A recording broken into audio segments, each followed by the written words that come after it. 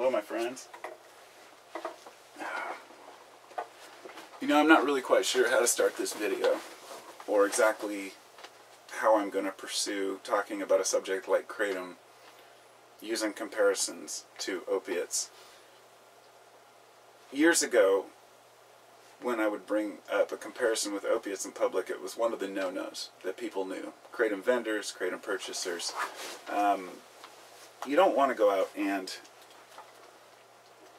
start comparing it to something else that's harmful. And a lot of folks think this is how we got in trouble with Kratom and how the DEA caught notice of it. I'm going to lend a perspective on this issue that I think is important. We have an opiate epidemic in this country, an opioid epidemic.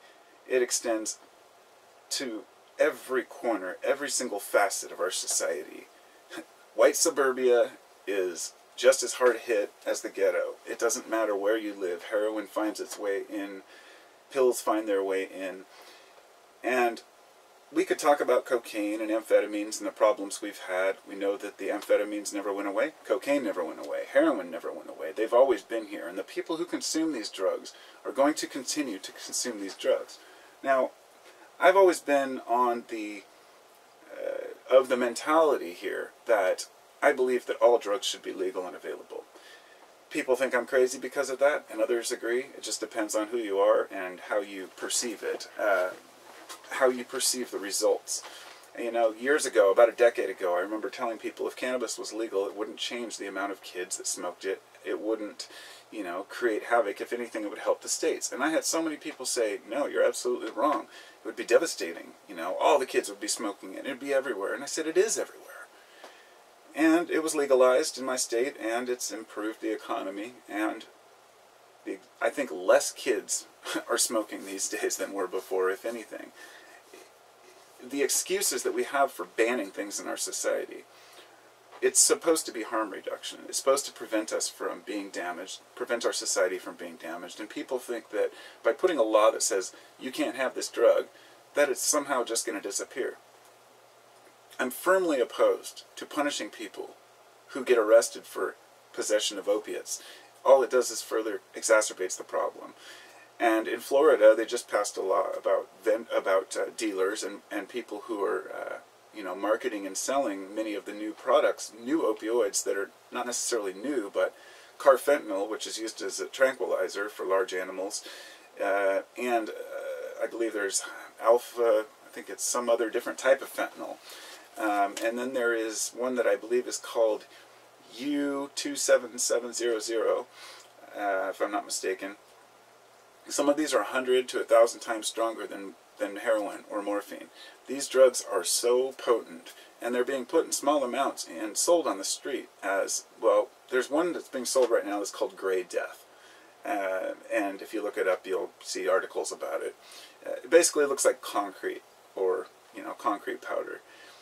And this stuff has killed several people. It's basically a combination of like 6 or 7 different opioids.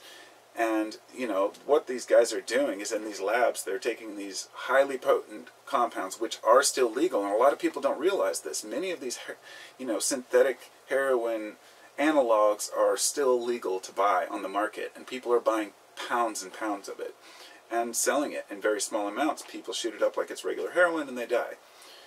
And people don't realize how bad this is right now. But I haven't even gotten into the pill aspect, because how did we get to this point of having so many heroin addicts in this country? Well, Purdue, I believe, was the pharmaceutical company back in the 80s when they started prescribing Oxycontin for just about everything. And you can go look at the commercials that they had. In fact, there was a great documentary I watched the other day. I think it was I think it was Vice. It was a Vice episode. And there was another one, I think National Geographic, but they were talking about the ads that they put on television, telling people that people are saying that people get addicted to opioids or opiates, but in fact, less than 1% of people who get it, you know, who get these drugs actually become addicted. They were pushing this stuff on people. They were the original drug pushers. And the thing is, we can't act like we didn't know that they were addictive. It was well known in the 80s. It's been known since the opium trade. We know that it's addictive, we know that it's dangerous and harmful, and yet these drug companies were legally allowed to push these drugs on people. And now they have Opana, you know, Norcos, people are taking, and then there's stories of people who go in there and they say, I can't keep taking these, you know, these opiates are killing me. And so they're like, oh, we'll give you something different, and they give them Percocets. So we have two different sides to this as far as doctors prescribing these things. We have on one side the people complaining because they're in desperate pain and their doctor won't give them anything because they're afraid of prescribing opiates, and especially people who are older because they're afraid that they might overdose or hurt themselves. And on the other side we have people who are being overprescribed opiates who should know better, doctors that should know better. A story about 3 years ago from this girl who had, well, it was actually several years ago, I think about a decade now, that she was 16 years old, and it was on one of the shows I was watching, and she had, what was it, kidney stones. So she went to the doctor, and they sent her home with Oxycontin and Vicodin. And she was 16 years old, and her mom said, well, these look powerful, but I'm trusting the doctor.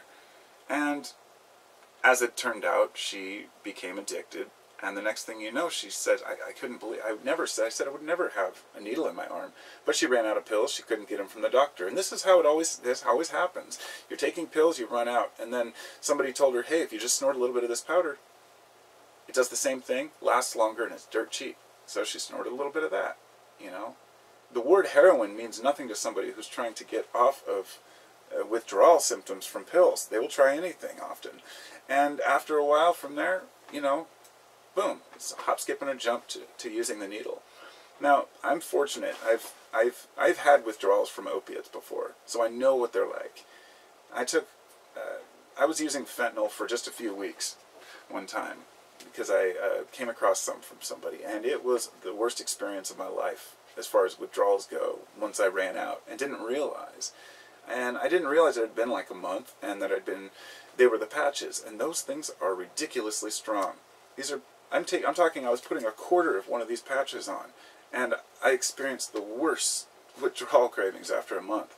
And when you're in that stage, you know, a lot of people would say, hey, take Kratom, or, you know, Kratom will help. I would say that Kratom can help, but when you're so nauseous and you're so sick that you can't keep anything down, that's when users will continue to use. So I wanted to kind of lead this into Kratom because I think that this is very important. I really believe that Kratom can help assist in overcoming the opioid crisis that we have in this country. And I think it could help phenomenally. Now, a lot of doctors and scientists agree, and they have their own things going on. It's not like these are newly patented compounds. Back in the 60s, I think it was 1964, they isolated and patented speciophyllene, which is a compound from mitragynon speciosa, or mitragyna speciosa rather. And it's just like mitragynon or mitragynon, whatever the hell you want to pronounce it. It doesn't matter. The point is that there are compounds that are very similar to opioids. There are probably a few that we haven't identified yet in this plant, but it seems to have what they call a ceiling effect, or, you know, it's difficult to overdo it without just getting nauseous and puking. And this is the benefit to Kratom. This is how it can actually assist. And I would say that, you know, when people are using Kratom, they're using Suboxone and Subutex to overcome their opiate addictions. And then I know people who are taking Kratom to overcome their Suboxone addictions. And this leads me back to the addiction point where we talk about, well, is it replacing one drug with another? And it's absolutely not. I think that taking Kratom is something that could be much safer long-term than taking pharmaceuticals. Of course, you can't say that without, you know, you're not a doctor. You can't tell people it's more healthy. It's just like in the vaping industry. You know, they passed a law a while back that said that the people in the stores aren't allowed to tell people that it's a healthier alternative to smoking. I think most people know that, but the evidence just isn't consistent enough for them. And the same thing happens with Kratom. And I think that one of the greatest things to ever happen to Kratom in this country was its discovery by the DEA and the attempted ban. Because this opened the door for so many more people who were watching the news and said, wait, they're trying to ban a plant that helps people overcome opiate addiction. What? I'm going to try this plant. And, you know, when I made videos, let's say during the opiate, you know, or during the Kratom ban time, I met several new people, and several people who said, I'd never heard of this plant, you know, this is amazing. And so I think that the amount of people who were introduced to Kratom has probably doubled in this country in the last 6 to 8 months. And if it was any other substance, I might say that's not necessarily a good thing, but in this case I believe it is. I believe it's a very useful thing for all of us.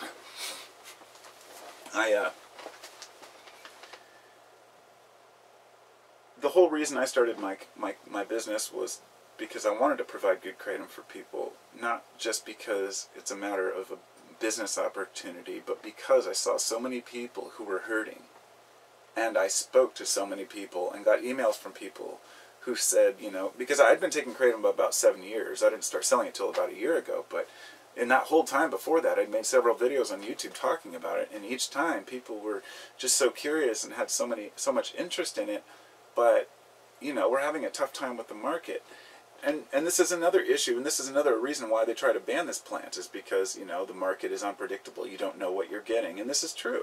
You know, there are people out there probably growing Kratom with, you know, heavy metal fertilizers, and, you know, you have to know what you're taking and be cautious with that. But it's just like cannabis.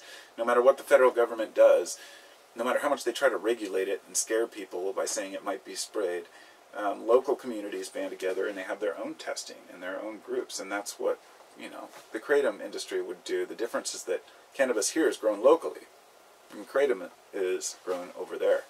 So a lot of new Indonesian and Malaysian and several, you know, Kalimantan area where they have a lot of Kratom, and a lot of these vendors have started these co-ops and coalitions and groups to try to, you know, supply it. The problem is that the market is very limited. How much Kratom can be supplied, and can it be enough to help us out of the crisis that we're in, and are enough people willing to give it a shot? Because this is something that's really bringing us down as a nation, but it's so easy to hide from. The average person doesn't realize that, you know, you see somebody out there every day that's, you know, probably several people that are, you know, heading home for their next fix. And it's not something that people want to be addicted to. It's a very, very, you know, let's just put it this way. I've had my addictions in my life. I know how it feels to desire something and crave something.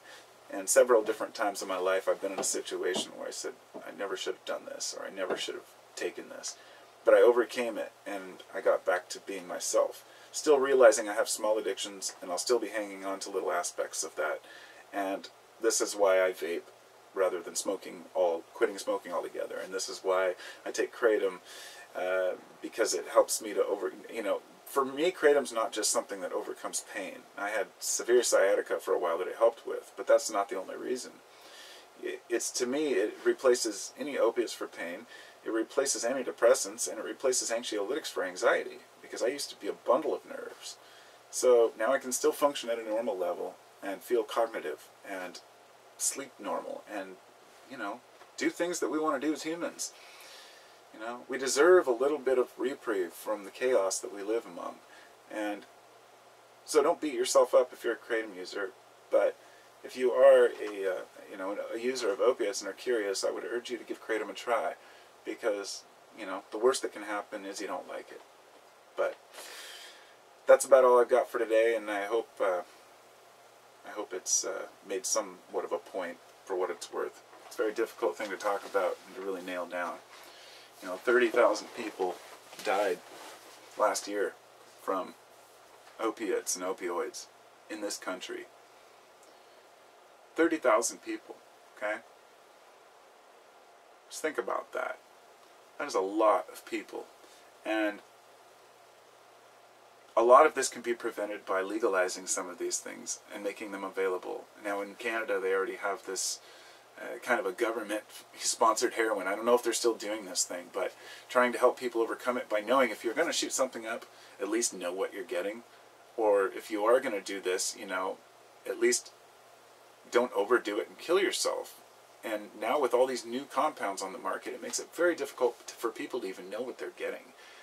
And meanwhile, we have Afghanistan, who used to supply maybe 5 to 10% of the world's opium supply. And after we invaded Afghanistan, now we have our own soldiers guarding those fields, and they supply over 90% of the world's opium supply. So the U.S. government is implicit in raising these crops for pharma, but unfortunately pharma still has a hard time obtaining it. So you start to wonder, where's the money really going and what's really going on? And I think we know. I mean, the CIA imported cocaine in the 1980s. I'm sure they have several groups that are importing heroin as well, and it's shameful, but I don't know what to be done about it. Before I go, I'd just like to say one thing, is that naloxone, which is an opioid, it's a, I believe it's an antagonist, it's a blocker, basically. It's what they give people when you're overdosing. And if they come in and some paramedics see somebody that's ODing, they can shoot them up with naloxone, and that will take them out of their addiction, or take them out of their overdose. It will throw them into instant withdrawal because of the way that it affects your brain, but it can save your life. And several paramedics are saying, we don't have what we need. They don't have enough of this drug that should be readily available for all of them.